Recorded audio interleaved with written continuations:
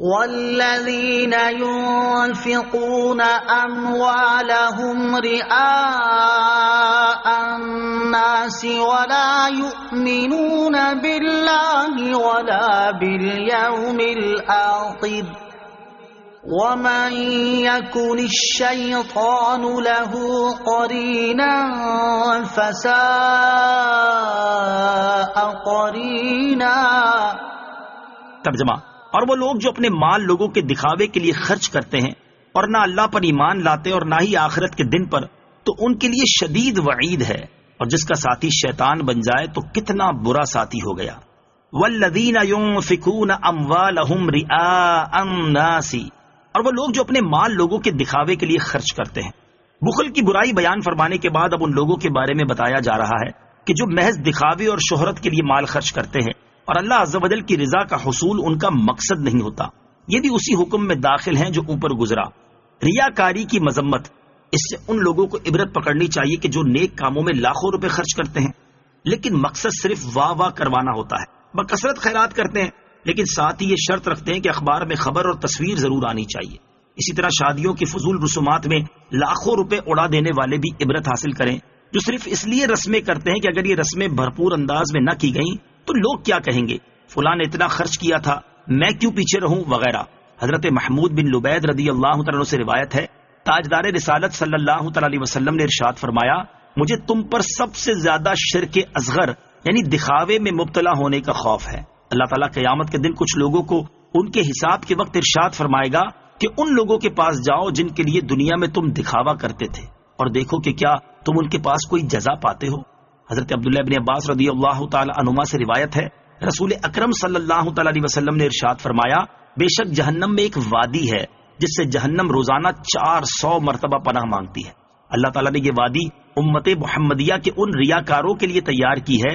جو قرآن پاک کے حافظ، راہ خدا میں صدقہ کرنے والے، اللہ تعالیٰ کے گھر کے حاجی اور راہ خدا عز و جل میں نکلنے والے ہوں گے، لیکن یہ سارے کام صرف ریاکاری کے لیے کر رہے ہوں گے۔ وَمَن يَكُنِ الشَّيْطَانُ لَهُ قَرِينًا، اور جس کا ساتھی شیطان بن جائے۔ دنیا میں شیطان کا ساتھی اس طرح ہوگا کہ وہ شیطانی کام کر کے اسے خوش کرے، کیونکہ جو شیطان کو خوش کرتا ہے شیطان اس کے ساتھ رہتا ہے، حتیٰ کہ کھانے پینے، رات بسر کرنے اور دیگر کئی معاملات میں شریک ہو جاتا ہے۔ اسی لیے یہ حکم ہے کہ ہر جائز کام بسم اللہ پڑھ کر شروع کیا جائے تاکہ شیطان کے لیے روک ہو، اور آخرت میں شیطان کا ساتھی ہونا یوں ہوگا کہ وہ ایک شیطان کے ساتھ آتشی زنجیر میں جکڑا ہوگا۔ یہ وعید خاص گناہوں کے ذریعے شیطان کا ساتھی بننے والے کے بارے میں ہے، اور جس کا ساتھی شیطان ہو وہ اپنے انجام پر خود ہی غور کر لے کہ کیسا ہوگا۔ شیطان کے بہکانے کا انداز، شیطان مختلف انداز سے انسان کو بہکانے اور اللہ تعالیٰ کی عبادت و فرما برداری کرنے سے روکتا ہے۔ جیسے شیطان پہلے انسان کو اللہ تعالیٰ کی اطاعت و عبادت سے روکتا ہے، اگر اللہ تعالیٰ انسان کو شیطان سے محفوظ کر لیتا ہے تو انسان شیطان کو یہ کہہ کر دور کر دیتا ہے کہ مجھے اللہ تعالیٰ کی اطاعت و عبادت کی بہت سخت ضرورت ہے، کیونکہ مجھے اس دار فانی سے آخرت کے لیے توشہ اور زیادہ راہ تیار کرنا بہت ضروری ہے کہ اس کے بغیر آخرت کا سفر ممکن نہیں۔ جب انسان شیطان کے اس مکر سے بچ جاتا ہے تو شیطان اسے اس طرح بہکانے اور گمراہ کرنے کی کوشش کرتا ہے کہ وہ اسے عبادت کرنے میں کاہلی اور سستی کا حکم دیتا ہے اور کہتا ہے کہ آج رہنے دو کل کر لینا۔ اگر اللہ تعالیٰ انسان کو اس سے بھی محفوظ کر لیتا ہے تو وہ شیطان کو یہ کہہ کر ٹھکرا دیتا ہے کہ میری موت میرے قبضے میں نہیں، نیز اگر میں آج کا کام کل پر چھوڑوں گا تو کل کا کام کس دن کروں گا، کیونکہ ہر دن کے لیے ایک کام ہے۔ جب شیطان اس ہیلے سے بھی نا امید ہو جاتا ہے تو کہتا ہے کہ اے انسان، تم اللہ تعالیٰ کی عبادت جلدی جلدی کرو تاکہ فلاں فلاں کام کے لیے فارغ ہو سکو۔ اگر اللہ تعالیٰ انسان کو اس ہیلے سے بھی بچا لے تو انسان شیطان کو یہ کہہ کر دفع کر دیتا ہے کہ تھوڑی اور کامل عبادت زیادہ مگر ناقص عبادت سے کہیں بہتر ہے۔ اگر شیطان اس ہیلے میں بھی ناکام و نامراد ہو جاتا ہے تو وہ انسان کو ریاکاری کے ساتھ عبادت کرنے کی ترغیب دیتا اور اسے ریاکاری میں مبتلا کرنے کی پوری کوشش کرتا ہے۔ اگر انسان اللہ تعالیٰ کی مدد سے اس ہیلے سے محفوظ ہو گیا تو وہ یہ کہہ کر ریاکاری کے وسوسے کو ٹھکرا دیتا ہے کہ میں کسی اور کی نمائش اور دکھاوے کے لیے عبادت کیوں کروں، کیا اللہ تعالیٰ کا دیکھ لینا میرے لیے کافی نہیں؟ جب شیطان اپنے اس ہتھ کنڈے سے بھی ناکام ہو جاتا ہے تو وہ انسان کو خود پسندی میں مبتلا کرنے کی کوشش کرتا ہے اور کہتا ہے کہ تم نے کتنا عمدہ کام کیا اور تم نے کتنی زیادہ شب بیداری کی۔ اگر انسان اللہ تعالیٰ کے فضل و کرم سے اس بار بھی محفوظ رہا اور خود پسندی میں مبتلا ہونے سے بچ گیا تو وہ شیطان کے اس وسوسے کو یہ کہہ کر رد کر دیتا ہے کہ مجھ میں کوئی خوبی اور بزرگی نہیں، یہ تو سب اللہ تعالیٰ کا احسان عظیم ہے کہ اس نے مجھ جیسے گناہگار کو خاص توفیق عطا فرمائی، اور یہ بھی اسی کا فضل و کرم ہے کہ اس نے میری حقیر اور ناقص عبادت کو شرف قبولیت عطا فرمایا۔ اگر اس کا فضل و کرم شامل حال نہ ہوتا تو میرے گناہوں کے مقابلے میں میری ان عبادتوں کی حیثیت ہی کیا تھی۔ جب لعین شیطان ان تمام تدبیروں سے ناکام ہو جاتا ہے تو پھر یہ حربہ استعمال کرتا ہے جو سب سے زیادہ خطرناک،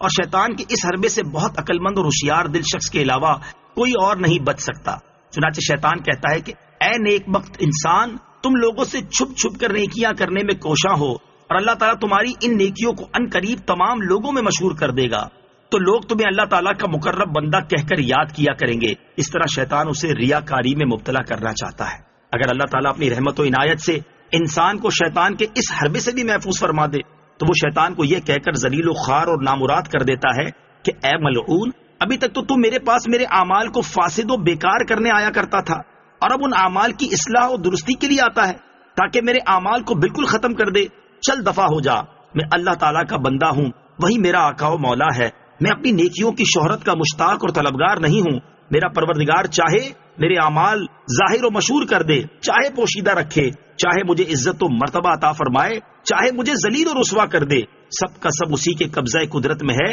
مجھے اس کی کوئی پرواہ نہیں کہ وہ لوگوں کے سامنے میرے اعمال کا اظہار فرمائے یا نہ فرمائے۔ انسانوں کے قبضے میں کوئی چیز نہیں ہے۔ اگر انسان شیطان کے اس وار سے بھی بچ جائے تو وہ انسان کے پاس آ کر کہتا ہے کہ تجھے اعمال کرنے کی کیا ضرورت ہے، کیونکہ انسان کے نیک اور بد ہونے کا فیصلہ تو روز اول میں ہو چکا ہے۔ اس دن جو برا ہو گیا وہ برا ہی رہے گا، اور جو اچھا اور نیک ہو گیا وہ نیک ہی رہے گا۔ اس لیے اگر تجھے نیک بخت پیدا کیا گیا ہے تو اعمال کو چھوڑنا تمہارے لیے نقصان دہ نہیں، اور اگر تجھے بدبخت و شقی پیدا کیا گیا ہے تو تمہارا عمل تمہیں کوئی فائدہ نہیں پہنچا سکتا۔ اگر اللہ تعالیٰ نے اپنے فضل و کرم سے انسان کو شیطان کے اس وار سے بچا لیا تو انسان شیطان مردود سے یوں مخاطب ہوتا ہے کہ میں تو اللہ تعالیٰ کا بندہ ہوں، اور بندے کا کام یہ ہے کہ وہ اپنے آقا و مولا کے احکام بجا لائے، اور اللہ تعالیٰ سارے جہان کا پروردگار ہے، جو چاہتا ہے حکم کرتا اور جو چاہتا ہے کرتا ہے۔ یقیناً اعمال میرے لیے فائدے مند ہیں، کسی صورت میں بھی نقصان دہ نہیں ہو سکتے، کیونکہ اگر میں اللہ تعالیٰ کے علم میں نیک بخت ہوں تو اللہ تعالیٰ کی بارگاہ میں زیادہ ثواب کا محتاج ہوں، اور اگر خدا نہ خواستہ علم الہی میں میرا نام بدبختوں میں ہے تو بھی عبادت کرنے سے اپنے آپ پر ملامت تو نہیں کروں گا کہ اللہ تعالیٰ مجھے طاعت و عبادت کرنے پر سزا نہ دے گا، اور کم از کم اتنا تو ضرور ہے کہ نافرمان ہو کر دوزخ میں جانے سے فرما بردار ہو کر دوزخ میں جانا بہتر ہے۔ اور پھر یہ کہ سب محض احتمالات ہیں، ورنہ اس کا وعدہ بالکل حق ہے اور اس کا فرمان بالکل سچ ہے، اور اللہ تعالیٰ نے طاعت و عبادت پر ثواب عطا فرمانے کا بے شمار مقامات پر وعدہ فرمایا ہے۔ تو جو شخص اللہ تعالیٰ کی بارگاہ میں ایمان اور طاعت کے ساتھ حاضر ہوگا وہ ہرگز ہرگز جہنم میں داخل نہ ہوگا، بلکہ اللہ تعالیٰ کے فضل و کرم اور اس کے سچے و مقدس وعدے کی وجہ سے جنت میں جائے گا۔ لہذا اے لوگو، تم خواب غفلت سے بیدار ہو جاؤ، شیطان کے ہیلوں سے ہوشیار رہو، ہر وقت اللہ تعالیٰ سے مدد طلب کرتے رہو، اور شیطان مردود سے اسی کی پناہ مانگتے رہو، کیونکہ تمام معاملات اسی کے قبضہ قدرت میں ہیں، اور وہی توفیق عطا فرمانے والا ہے۔ گناہوں سے بچنے اور طاعت و عبادت کرنے کی طاقت اللہ تعالیٰ کی توفیق سے ہی ملتی ہے۔ وَمَاذَا عَلَيْهِمْ لَوْ آمَنُوا بِاللَّهِ وَالْيَوْمِ الْآخِرِ وَأَنفَقُوا مِمَّا رَزَقَهُمُ اللَّهُ وَكَانَ اللَّهُ بِهِمْ عَلِيمًا۔ ترجمہ: اور اگر وہ اللہ اور قیامت پر ایمان لاتے اور اللہ کے دیے ہوئے رزق میں سے اس کی راہ میں خرچ کرتے تو ان کا کیا نقصان تھا، اور اللہ انہیں جانتا ہے۔ وما ذا علیہم، اور ان کا کیا نقصان تھا۔ ناموری اور دکھاوے کے طور پر مال خرچ کرنے والوں کو تنبیہ کی جا رہی ہے کہ یہ اگر اللہ تعالیٰ پر اور آخرت پر صحیح ایمان لاتے اور اللہ عز و جل کے دیے ہوئے مال میں سے اس کی رضا و خوشنودی حاصل کرنے کے لیے خرچ کرتے تو اس میں سراسر ان کا نفع ہی تھا۔ معلوم ہوا کہ راہ خدا میں خرچ کرتے وقت اللہ تعالیٰ کی رضا اور ثواب حاصل کرنے کی نیت ہونی چاہیے، بصورت دیگر عمل ضائع ہو جائے گا اور اس پر سزا بھی ملے گی۔ ان اللہ لا یظلم مثقال ذرة وإن تک حسنة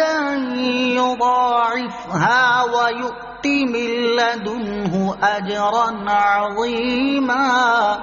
ترجمہ: بے شک اللہ ایک ذرہ برابر ظلم نہیں فرماتا، اور اگر کوئی نیکی ہو تو وہ اسے کئی گنا بڑھا دیتا ہے اور اپنے پاس سے بہت بڑا ثواب عطا فرماتا ہے۔ ان اللہ لا یظلم مثقال ذرہ، بے شک اللہ ایک ذرہ برابر ظلم نہیں فرماتا۔ اللہ تعالیٰ اس سے پاک ہے کہ وہ کسی پر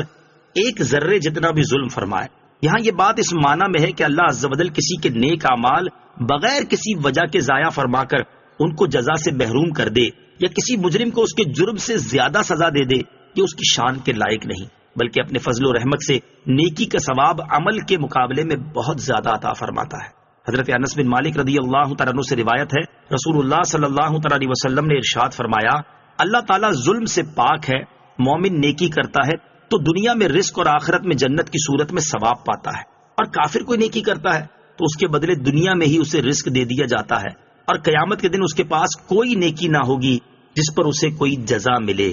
فَكَيْفَ إِذَا جِئْنَا مِن كُلِّ أُمَّةٍ بِشَهِيدٍ وَجِئْنَا بِكَ عَلَى هَؤُلَاءِ شَهِيدًا۔ ترجمہ، تو کیسا حال ہوگا جب ہم ہر امت میں سے ایک گواہ لائیں گے، اور اے حبیب تمہیں ان سب پر گواہ اور نگہبان بنا کر لائیں گے۔ فَكَيْفَ إِذَا جِئْنَا مِن كُلِّ أُمَّةٍ بِشَهِيدٍ، تو کیسا حال ہوگا جب ہم ہر امت میں سے ایک گواہ لائیں۔ اس آیت میں کفار و منافقین اور یہود و نصارہ کے لیے شدید وعید ہے کہ جب قیامت کے دن تمام انبیاء علیہ الصلوۃ والسلام اپنی امت کے ہر نیک اور بد کے ایمان، کفر، نفاق اور تمام اچھے برے اعمال کی گواہی دیں گے، پھر ان سب پر حضور سید المرسلین صلی اللہ تعالی علیہ وسلم کو گواہ بنایا جائے گا، تو ان کا انجام کیا ہوگا؟ قیامت کے دن دی جانے والی اس گواہی کی تفصیل سورہ بقرہ کی آیت نمبر 143 کے تحت گزر چکی ہے۔